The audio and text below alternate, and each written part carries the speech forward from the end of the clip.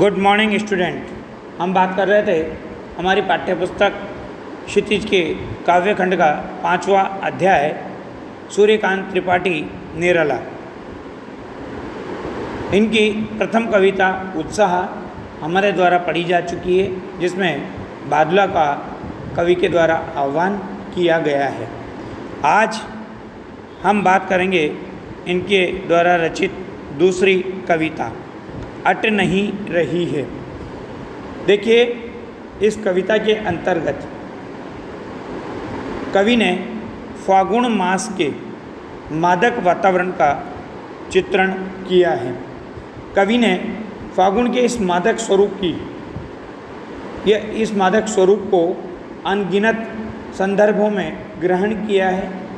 फागुन के मादक सौंदर्य को देखकर मन स्वतः ही उल्लास से, उमंग से, उत्साह से और हर्ष से भर जाता है।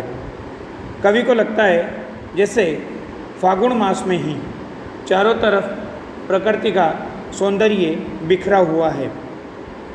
इसमें कवि ने मानवीकरण अलंकार का प्रयोग करके फाल्गुन मास में चेतना के रंग को भर दिया है। फाल्गुन मास सांस ले रहा है। सांस लेने से ही चारों तरफ सुगंधी फैल जाती है। वही सुगंधी पंख लगाकर आकाश में उड़ जाती है। पेड़ पौधों पर नए पत्ते और फूल और फलों का आगमन होता है। कई वृक्षों के गलों में मंद मंद सुगंध से ओतप्रोत पुष्पों की माला पड़ी हुई दिखाई देती है।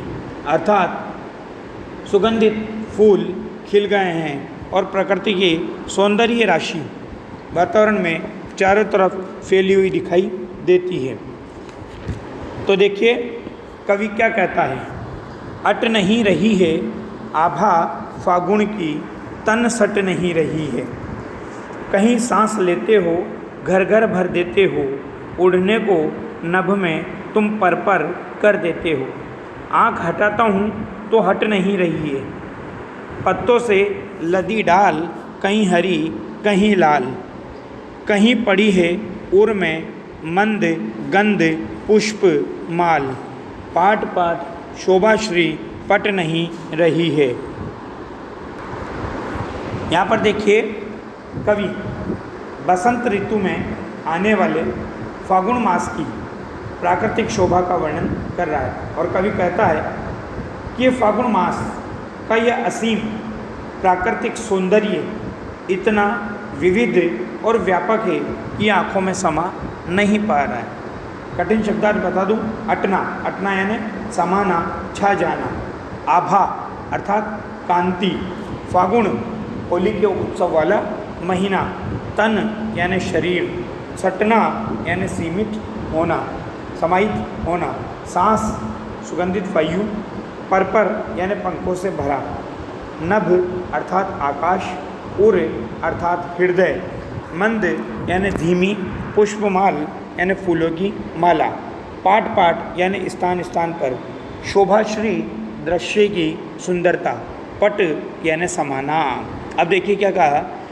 फागुन मास की मादकता का वर्णन करते हुए कवि कहता है अट नहीं रही है आभा फागुन की, कि फागुन की जो आभा है, फागुन की जो कांति है, फागुन की जो चमक है, फागुन की जो द्युति है, यानी प्राकृतिक असीम सौंदर्य जो है वो इतना विविध और व्यापक है कि अट नहीं रही है, यानी वो प्रकृति में समाहित होता हुआ दिखाई नहीं दे रहा है। क्योंकि प्रकृति चारों ओर सुंदरता से परिपूर्ण हो चुकी है, तन सट नहीं रही है। इसके बाद क्या कहता है कि लगता है कि प्रकृति के शरीर में न समाने वाला या न समाने वाली ये कांतिमय शोभा बाहर निकल पड़ रही है, यानी प्रकृति के शरीर से ये सुंदरता बाहर निकलते हुए दिखाई दे रही है। दूसरा अर्थ कहते हैं कि अगर हम इस सुंदरता को अपने शरीर में समाहित करने का प्रयास करते हैं तो ये सुंदरता हमारे शरीर में हमें समाहित होते हुए दिखाई नहीं दे रही है। इसके बाद कहा कि कहीं सांस लेते हो, घर घर भर देते हो, उड़ने को नभ में तुम पर कर देते हो। देखिए, यहाँ पर कवि कह रहा है कि जब फागुन की सुगंधित वायु के बारे में चित्रण करते हुए कहता है कि सुगंधित वायु में अगर हम कहीं सांस लेते हैं तो इससे मन का हर एक कोना भर जाता है, या वो सुगंधित वायु से हर घर सुगंधित वायु से भर जाता है। या इसका अर्थ ये भी ले सकते हैं कि फागुन की सुगंधित वायु का एक झोंका घर घर को किससे भर रहा है? उस मादक गंध से भर रहा है। उसके बाद कहा उड़ने को नभ में तुम पर कर देते हो, और तुम्हारी सुंदरता इतनी व्यापक है, इतनी असीम है, इतना मन पर प्रभाव डालती है कि ये सुंदरता हमारे मन को कल्पना लोक के आकाश में, उड़ने को नभ में कौन सा आकाश? कल्पना लोक के आकाश में उड़ने को पर कर देते हो, यानी बेचैन कर देती है। अब यहाँ पर देखिए साधारण अर्थ और प्राकृतिक सौंदर्य का अर्थ दोनों हैं। तो कहीं सांस लेते हो घर घर भर देते हो। कवि कह रहा है कि जब फागुन मास की इस मादकता में हम कहीं पर सांस लेने का प्रयास करते हैं, सांस लेने का मतलब है इस सुगंध को, इस सुंदरता को अपने शरीर में अनुभूत करने का प्रयास करते हैं, तो उससे मन का हर एक कोना भर जाता है, या इसमें उठने वाली सुगंधित वायु से घर का हर एक कोना मादक गंध से भर जाता है। उड़ने को नभ में तुम पर कर देते हो, और ये सुंदरता ऐसी है कि हमारे मन को कल्पना लोक के आकाश में उड़ने के लिए बेचैन कर देती है। एक अर्थ इसका ये भी है कि उड़ने को नभ में तुम पर कर देते हो, कि जितने भी बासंती मस्ती से उड़ान भरते पक्षी हैं उनके पंखों के कारण सारा आकाश कैसा हो गया है?